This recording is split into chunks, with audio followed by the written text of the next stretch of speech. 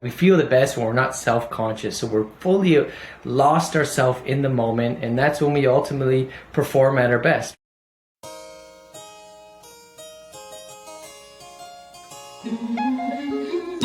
Join Edwin Frondozo on the Business Leadership Podcast every week for a unique program featuring insights and actionable items from the world's most successful business leaders. Hear firsthand the exclusive interviews and personal journeys on how today's transformational leaders made it to the top. Good morning, good afternoon, and good evening, Biz Leader. Thank you for taking the time to join me on another episode of the Business Leadership Podcast. And on this episode, I sit down with Brent Hogarth to discuss flow, reaching your potential, and the one-day month. Brent is the head peak performance coach at the Flow Research Collective, where he has trained thousands of sport and corporate athletes to find greater flow state, mindfulness, and self-control in their lives. He has a significant training and experience providing performance enhancement coaching and mental health counseling, including work with Olympic and professional athletes, startup CEOs and entrepreneurs, members of the USA military, doctors, coaches, hedge fund managers, and more. Brent believes that everyone has the ability to be a high performer and achieve optimal experience. In our conversation, we dig down and discuss the 4 stages of flow. We talk about what the one-day month is and how it could help you, and how internal control blocks us from achieving our goals. This episode is brought to you by Slingshot Communication, the cloud phone service that helps you 100x your business. Here we go. Welcome to the Business Leadership Podcast, Brent. Happy to be here, Edwin. Thank you. Yeah, no, I'm super excited. I've been really looking forward to this conversation, just to talk about. I'm not gonna give it away actually, but to talk about, especially things that I'm interested in, like productivity, physical fitness. But can you start off, Brent, introducing yourself to our listeners today? Let us know who you are, what you'd like to do, I guess, when you're not consulting or leading business leaders. Sure.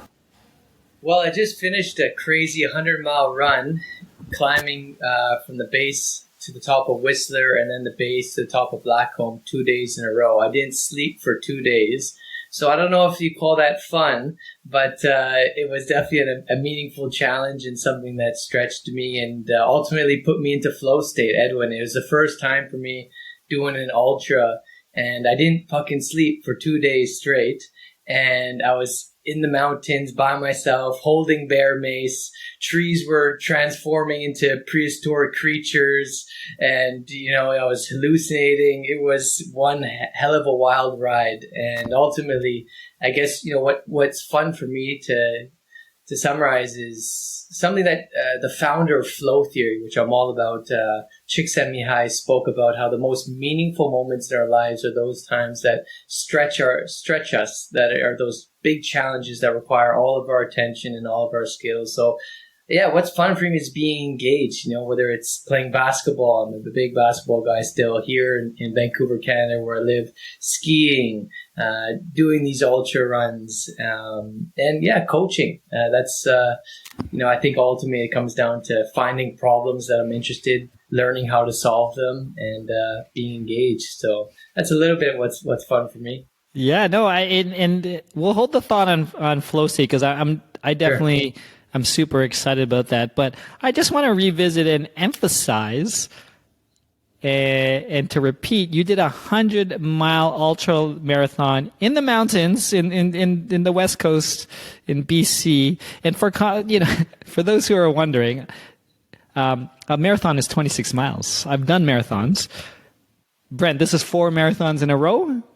So it's 4 marathons in a row, but here's the kicker, Edwin. We did about 30,000 feet in elevation gain. So what that means is you can be going for 4 hours and maybe do a couple miles. Like you're going up, and that doesn't count you moving forward in your mile progression. So it's 100 miles. Yeah.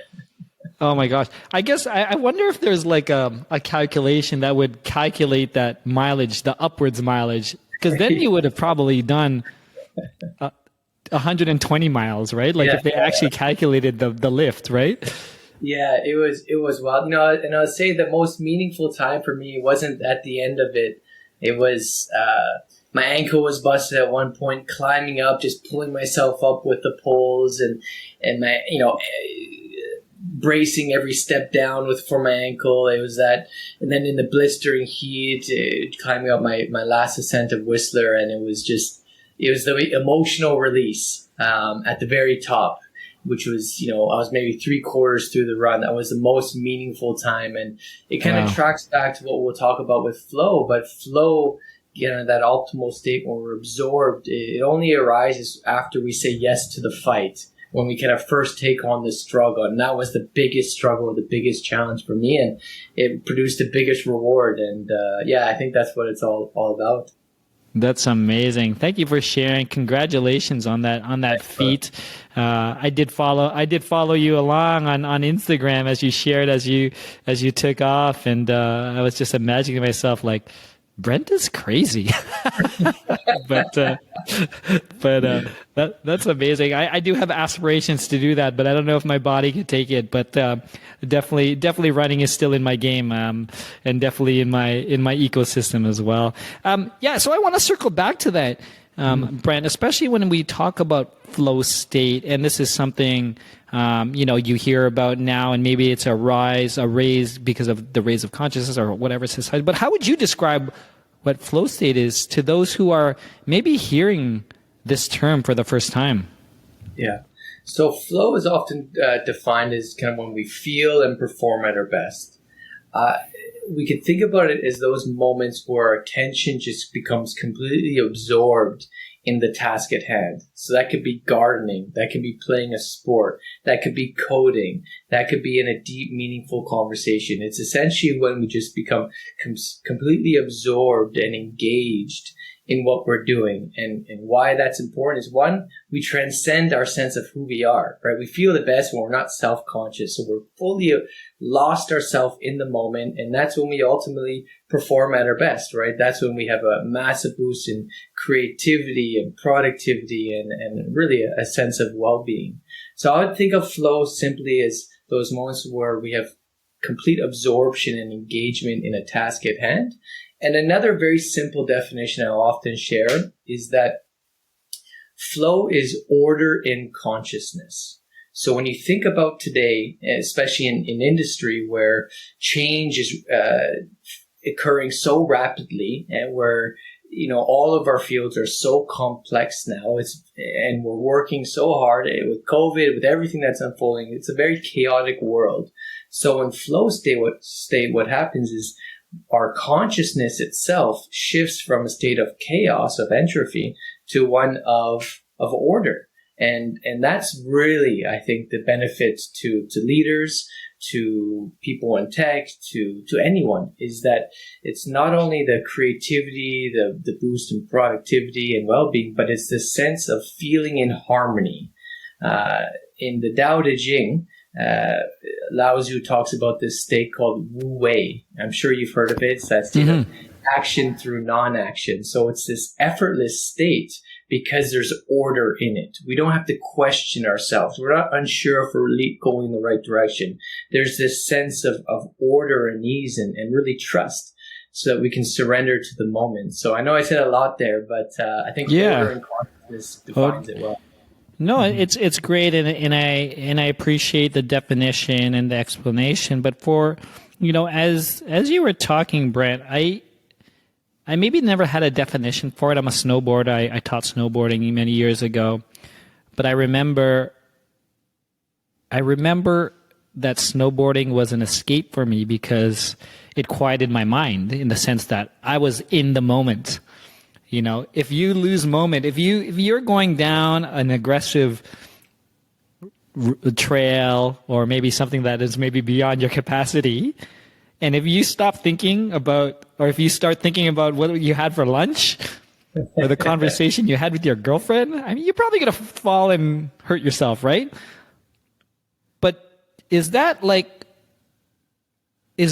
flow? Like, because I'm in there, everything. I could see the trail. I could see the snow coming off the my rails and just feeling everything. Is that like a perfect? And maybe the adrenaline too helps too, right? Sure. Yeah, we can get into some of the neuroscience and neurochemistry, but absolutely, that's a flow state, and we could think about flow occurring in, and this is a good thing as far as a practical tip and things for people to consider, is that flow happens in what we would call like a high flow activity. So these are like structured contexts or environments that we put ourselves in that have all these kind of preconditions of flow already built in them. So I'll go through some of these kind of prerequisites for flow and kind of tie it back to snowboarding and maybe even my run, because that's something that's on my mind right now. So when you're snowboarding, you have a clear goal, right? You know what you're doing. You want to go down the hill. Maybe you want to do it in your own style, your own authentic way. So there's a clear goal. Second, you have immediate and relevant feedback, right? You know how fast you're going. You can see, you can feel it. The friction of the wind, the sound, all of that. It's that feedback that keeps you engaged and lets your mind go to the unconscious, so that, thinking Edwin can disappear. That's why, for instance, I have a really old classic car that just rumbles, and when you drive it and it's old convertible, you just get into flow so quickly. So you get immediate relevant feedback. And the golden rule of flow is what's called like a challenge skill balance.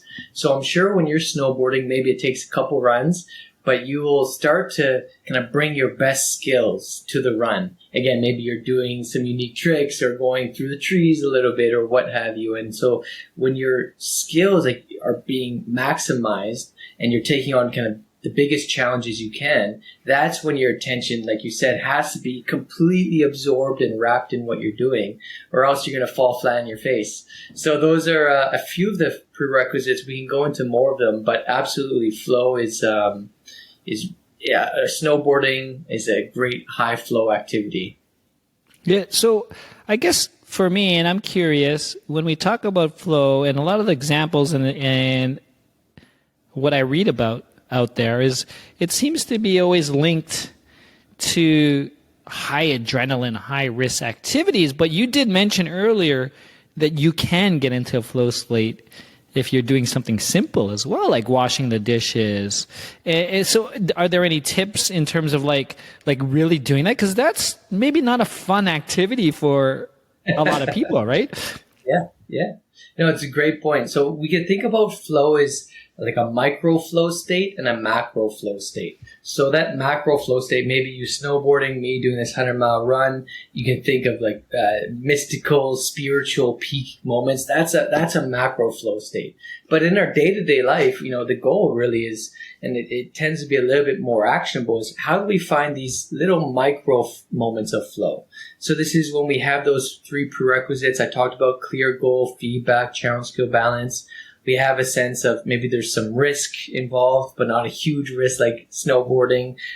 Maybe there's a sense of control and effortlessness. And this happens essentially when, again, we create context where we're single-minded focus on the task at hand, where we eliminate distractions, and we have essentially an intention for what we're doing, right? In a world where our attention can be pulled in so many different directions, just having a moment of clarity as you sit down at your desk and say, this is my one single goal for the next 20 minutes can produce, a clear micro flow state.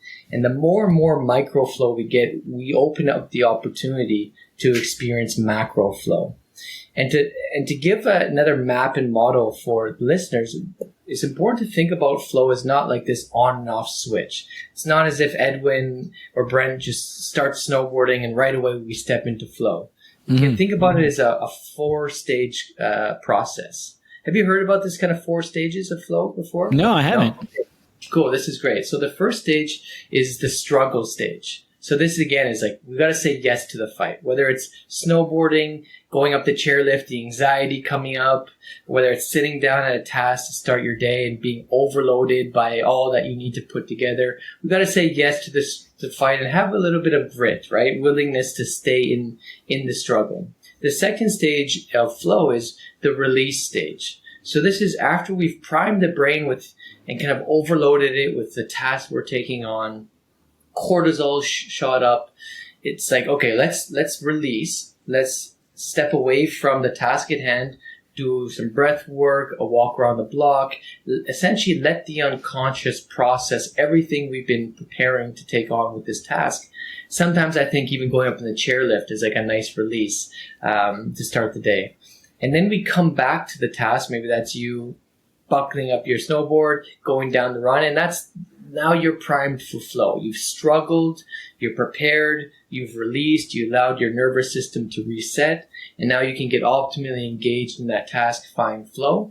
And then the fourth piece of flow, which is really important, to make sure that we keep moving in the right direction, but also avoid burnout, is recovery. Right? And so the fourth stage of flow is recovery. And so as I work with executives and professionals, it's how do they set up their day so they're consciously moving through this 4-stage flow cycle a few times in the day. So their morning routine might be one flow cycle. The first half of their day might be another flow cycle. Then the final half of their day is the third flow cycle, and the recovery really builds in to the rest of their night and their evening. It's really built off this mentality of learning to live like a lion, like being fully on when it's time to be fully on, and then really rest and recover when it's time to recover. Yeah, no, that's great. And that really put a lot of things in context. And I guess since I'm wondering, maybe people who are listening might be wondering, when we talk about multiple flow states throughout our workday, throughout our, positions that we're in leadership, having multiple flow states doesn't necessarily mean it has to be the same activity, the same task, right? We could have a flow state in the morning when we go for a run. And then we could hypothetically get into a flow state when we are returning emails, right? That could be a flow state, a very, I guess, a micro one as you talk about. Is that correct? And staying into this type of like recovery. So would recovery happen after each flow session, or do you have a big recovery at the end? Yeah, I would try to build recovery throughout the day. So have a few kind of micro recoveries throughout the day, and really structure that into one schedule for the week, for month, per quarter. So I have these kind of deep recovery sessions. Something I'll share with you as a practice. So again, I have this old classic car, and unfortunately with these old cars, you have to bring it to the mechanic more often than you want. And so when I bring my car to the mechanic, he says, Brent, when I work on these old cars, I can only work on that one car throughout the day. I can't shift to other cars. I'll lose track of what I'm working on, whatever it may be. And so for your listeners, I would challenge them to take on what we've called at the Flow Research Collective, the 1-day month. And what this is where you plan out a full day, you turn off all notifications, let people know you're going dark, and you eliminate all distractions, and you've mapped out exactly what goals you'll take on in what we have planned out as kind of 4 flow blocks, so 4 work periods with your recovery built in, and give yourself an opportunity to take that on in a day, and you will see what's possible in a flow state. And to give you a little bit more of the structure, that's kind of waking up at 5 a.m., jumping right into a 3-hour work block, building in an hour recovery, doing another 3-hour work block, another hour recovery, a 2-hour work block, another 2-hour recovery, and one final work block. And give yourself that opportunity to see what's possible, and then leverage the lessons that you learn in that 1-day month into your daily deep work, which I would encourage each listener to try to get at least 60 minutes of uninterrupted focus time each day, where they can leverage, again, those lessons of, this recovery was best for me. This clarity of goals was needed. This was the best feedback to know that I was moving in the right direction. So that, I know you want practical things, and hopefully that can be something people take on here. And one last thing, I'll say one last thing, sorry to keep going here, is why we call it the 1 day month is because research suggests that people only get around 11 minutes of deep work each and every day. And so this 1 day month, we kind of challenge people to aim to get 11 hours of deep focus in 1 day, and perhaps accomplish in 1 day what a typical person may in a whole month. Oh, I love that. And it lines up to some of the practices I've adopted over the years where I really get into that, but I do appreciate that. And, you mentioned a couple times the Flow Research Collective, and we'll definitely put a link to them as well and some of the resources that Brent has to share as well in the show notes below. I wanted to shift a little about some of the practices that you have, and you have something that is acceptance and commitment therapy, or ACT. Can you share with us what that is and how it is used, I guess, to get into flow? Yeah, right on. So acceptance commitment therapy is so I'm trained as a sport and clinical psychologist. And as a clinical psychologist, my theoretical orientation is acceptance commitment therapy. And this is a new wave in psychology, a wave that's really focused on no longer being hyper fixated and trying to change or control our thoughts. Actually, ACT sees control as the problem, not the solution, and rather a refocus on how do we just develop a new relationship to our internal experience that gives us the flexibility to keep moving in the right direction, no matter how we're feeling, no matter what thoughts we're having. It's really about kind of getting out of our head and into our life. And so ACT does this through developing what's called psychological flexibility. Again, psychological flexibility is the ability for your internal experience to arise and to allow that show, the passengers on your bus, to jump on, scream, yell, cry, whatever they may be doing, but for you to still stay in the front seat, driving towards ultimately your values. That's the goal of ACT, is living a value-driven life, not necessarily eliminating anxiety, depression, suffering. It's about kind of welcoming it on the bus. And so the 6 processes that ACT aims to develop to get to this psychological flexibility is first being present in the moment. Right? We all know we need to be here now. Learning to create diffusion. What that means is creating space between our thoughts, our emotions, our internal experience, and us as consciousness or the observer of these internal events. The third is a very kind of Buddhist principle.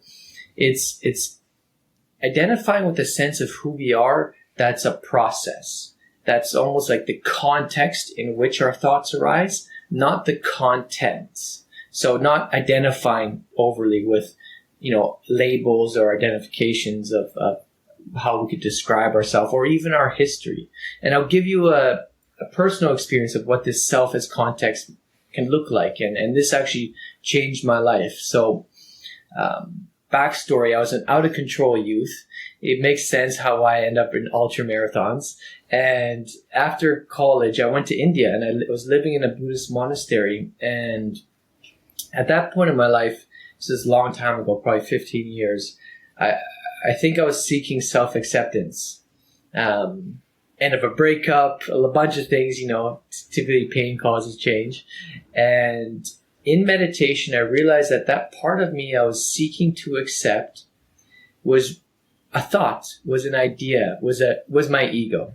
Right. And once I recognized in meditation that was, again, something, a thought, a belief, that journey, well, first it created a lot of space between me and it. I was no longer fused and caught up in having to protect it, somehow rationalize that self, right? Which gave me that space. And that gave me all the freedom to say, I can live differently. I don't need to be trapped by that self anymore. And the 2 last aspects of ACT is awareness of values, right, and commitment towards them. So that's ACT in a quick nutshell. Well, that's amazing, and thank you for sharing. Do you have? I'm sure you have maybe something you wrote or some article that we'll definitely share with our listeners, because it seems like a practice where they could at least get the complementary for what we're talking about, and it also dig deep, right? Because, all the business leaders we talk to, the most successful one, I'm sure you see this as well in your practice, Brent, are not only leading people and mentoring, but they're also always, implementing practices and something like this within their life, and continuing to upgrade. So that was an amazing experience, actually. So I appreciate you sharing in terms of like being all the way around the world, and maybe you were sent there by God to repent your sins. To add, again, ACT is taught through a lot of experiential and metaphor activities. So one metaphor that people can just think about to try to practice some of this kind of ACT philosophy is the struggle switch. So when a thought of, I wish I could be doing something better, or a challenging emotion or experience shows up in one's internal experience, unfortunately, we tend to turn on the struggle switch, which means I don't want to fucking feel this right now, right? I need to get rid of this. And again, as I mentioned earlier, control is considered the problem in ACT, not the solution. What I mean by that is in our life, when we have a flat tire, let's say, we use control to get a new tire. We're back on the road. So control works really well in the external world to find freedom.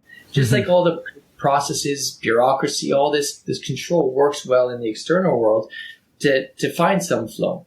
But when it comes to our internal world, when we aim to use control to avoid thoughts, avoid emotions, feel just a certain specific way, it tends to get us more caught up in our head and out of actually being present and moving towards what we care about. So this struggle switch analogy, when that challenging emotion or thought shows up, if we can say, you know what, I'm not going to struggle with this. I'm not turning on the struggle switch. What that does is it stops the cascade of emotions and the story that adds on to just that initial anxiety, let's say.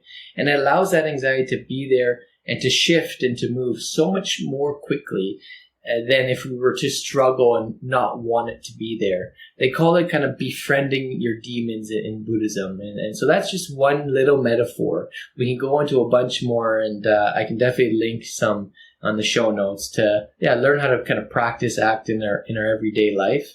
And maybe the last piece I'll just add to this, I do also work with athletes, and this is a big shift in the athletic world, because typically it's been thought that we need to connect to an ideal performance state. We need to feel a certain way. We need to have a certain level of arousal, certain positive thoughts in order to perform.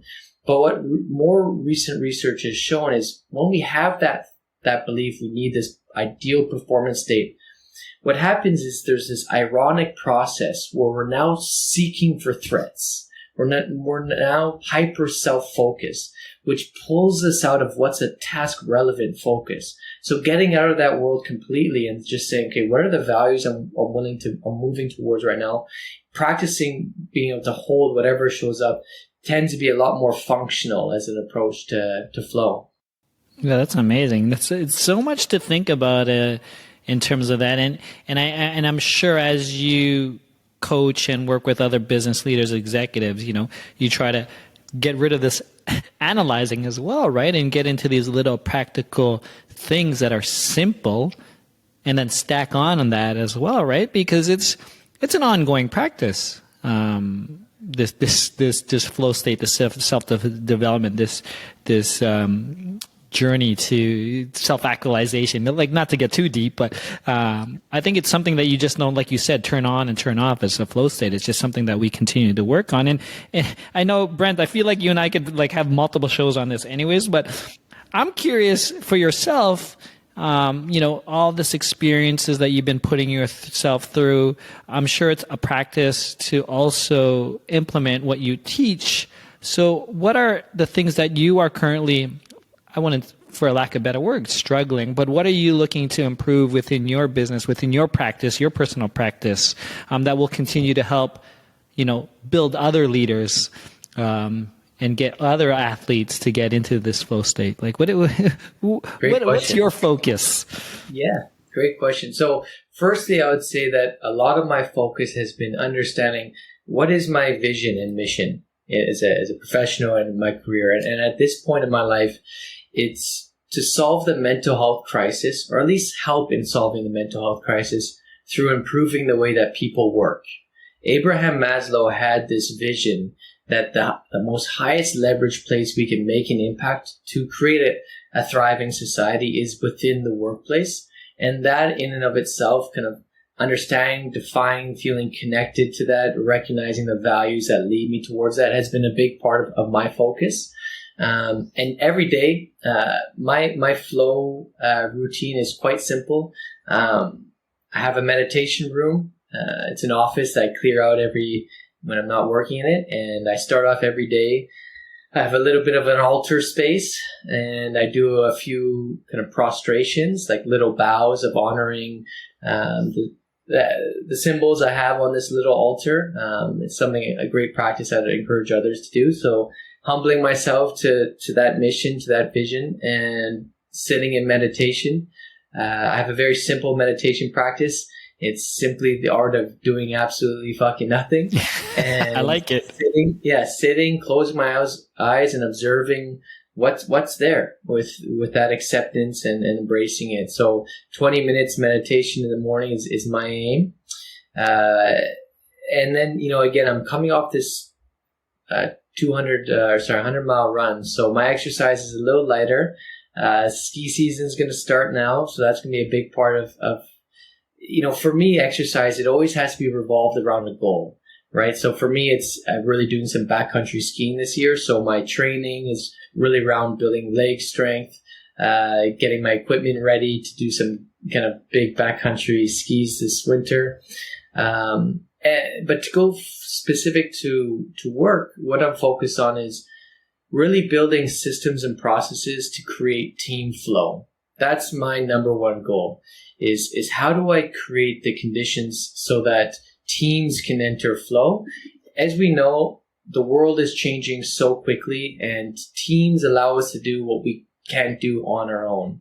So right now, my focus is reading, researching, creating processes and systems to take startups and larger teams through the elements of team flow. And I can go through some of them right now. It's really, how do we kind of connect to this collective ambition, this reason for being?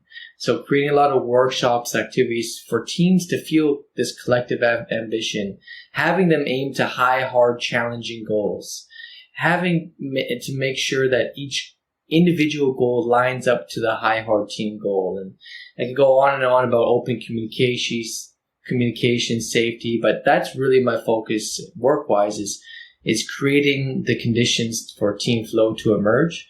So again, we can really transform the way we work. And the last thing I'll just share is my work is really driven by this one book, Humanocracy. I was really inspired. I'm not sure if you've read that book yet. It's a beautiful book, and it's all around breaking down bureaucracies and allowing organizations to really be as great as the people within them. And that means creating fully human organizations where people have autonomy, can utilize their skills, find team flow. So kind of learning how to create human-led organizations is a big focus of mine. So I went all over the place there, but my day is, as far as structures, is meditation, time for deep reading, time for uninterrupted focus, time for writing. So that's about 3 practices, and then I fit my exercise, and family time is kind of top of the priority next to all that. Yeah, no, thanks for sharing, and we'll definitely list a lot of these resources and these events, these workshops. Be sure to keep us updated. We're always happy to share it with our community for those who are looking for these type of workshops, right? I mean, even for me, it's all interesting stuff. So definitely keep us in the loop. Before we end, one thing on that, I am having I do these deep work retreats. So this is where people come down. The next one's in Mexico, and they've planned out kind of like that 1-day month I alluded to earlier, where they have one goal they want to work on. We spend 2 days exercising, recovering, getting set and primed. And then we spend 3 days in doing deep work. So I'll send you the date for the next deep work retreat and love you to come there. And if others want to come, it's really an amazing experience and a great way to start the new year. So we have the next one in January here. Oh, that's amazing. That's definitely timely, and I do appreciate that. Brent, I guess to close, can you tell us where we could find, obviously, more information? We will have it in the show notes below, but anything you want to shout out or where to follow you? Yeah. Well, Edwin, thank you so much. It was a pleasure. Time flew very fast here. You can check me out at just my email brenthogarth@gmail.com, my website, brenthogarth.com. You can find more about my FlowRx program there. You can follow me. I'm kind of all over the place on Instagram and once in a while on Twitter. But definitely on LinkedIn is a great place for professionals to connect and learn about more flow training. And certainly if team flow is an interest of your listeners, I would love to have a chance to share more in the future. And so feel free to reach out to me anytime. And Edwin, we'll have to get a good run in next time I'm out in Toronto or when you're here in Vancouver, boss. Yeah, 100%. Brent, thank you so much for joining us on the Business Leadership Podcast. Respect. Thank you. That's it, Biz Leader. Thank you for joining me on another episode of the Business Leadership Podcast. This was episode number 178 with Brent Hogarth. For more information about Brent, his programs, or any other resources that we shared, please go to thebusinessleadership.com/178 or simply click or slide into the show notes directly into the app that you're listening to. If you haven't done so yet, please give the show a follow, rate, and leave a review, as it actually helps me reach other business leaders just like you. This episode was brought to you by Slingshot Communication, the business leader's preferred cloud phone service. What I like about the service is that I'm able to expand and grow 100 times by allowing the systems in place transform my business. I have the ability to make and take SMS messages, and it's changed the game. I contact my clients, stakeholders, and team members via text messages, and I turn it off during the weekends, during off hours, that allow me to be present with my family. To learn more, please go to thebusinessleadership.com/SMS. Until next time, do your best and have a 100x day. Thank you for listening to the Business Leadership Podcast at thebusinessleadership.com.